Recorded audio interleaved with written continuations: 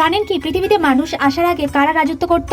আজ থেকে প্রায় 23 কোটি বছর আগে পৃথিবী আজকের মতো আলাদা আলাদা মহাদেশে ভাগ ছিল না। তখন পুরো পৃথিবীটা মিলিয়ে একটা বিশাল মহাদেশ, যার নাম ছিল প্যানজিয়া। চারদিকে ছিল গরম আবহাওয়া, বিস্তীর্ণ জঙ্গল, আগ্নেয়গিরি আর এমন পরিবেশ যেখানে বড় আর শক্তিশালী প্রাণীরাই টিকে থাকতে পারে। এই সময়ে কিছু সরীসৃপ জাতীয় প্রাণী ধীরে ধীরে পরিবর্তনের মধ্যে দিয়ে যেতে থাকে। কারো পা শক্ত হয়, কারো শরীর বড় হয়, কেউ দুপায়ে হাঁটতে শেখে, কেউ আবার শিকার করার জন্য ধারালো দাঁত আর নখ পায়।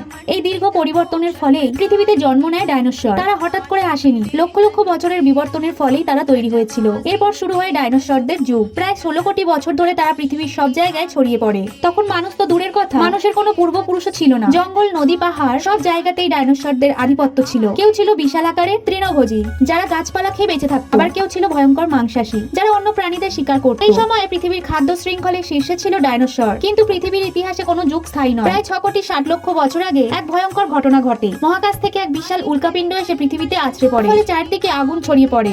সূর্যের আলো পৃথিবীতে পৌঁছাতে পারে না। তাপমাত্রা হঠাৎ বদলে যায়, খাবারের অভাব শুরু হয়। এত বড় আর শক্তিশালী হওয়া সত্ত্বেও ডাইনোসররা এই দ্রুত পরিবর্তনের সাথে মানিয়ে নিতে পারে না। ধীরে ধীরে তারা পৃথিবী থেকে বিলুপ্ত হয়ে যায়। এখন স্বাভাবিকভাবেই প্রশ্ন আসে, ভগবান কেন ডাইনোসরদের সৃষ্টি করলেন, আর কেনই বা তাদের যুগ শেষ হয়ে গেল? আসলে পৃথিবী চলে একটাই নিয়মে, পরিবর্তনের নিয়মে। ডাইনোসররা ছিল পৃথিবীর একটি প্রয়োজনীয় অধ্যায়। তারা বনভূমি গঠনে সাহায্য করেছে, মাটির গঠন বদলেছে, পরিবেশকে এমন ভাবে তৈরি করেছে যাতে ভবিষ্যতে নতুন প্রাণীরা টিকে থাকতে পারে। যখন তাদের ভূমিকা শেষ হলো, তখন সেই যুগও শেষ হলো। ডাইনোসর চলে যাওয়ার পরে ছোট ছোট প্রাণীরা বেঁচে যায়। সময়ের সাথে সাথে স্তন্যপায়ীরা বড় হতে থাকে। লক্ষ লক্ষ বছরের বিবর্তনের পর ধীরে ধীরে জন্ম নেয় মানুষ।